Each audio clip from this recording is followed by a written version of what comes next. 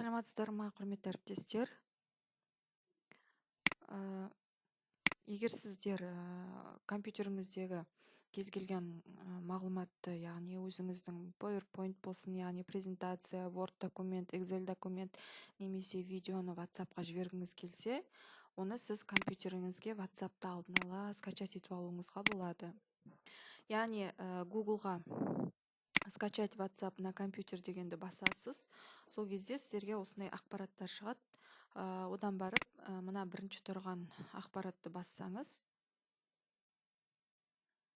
WhatsApp-тың жаңағы өзінің сайтына кіресіз. Содан мына жерде жоғарғы жағында скачать деген бар. Соны басыңыз.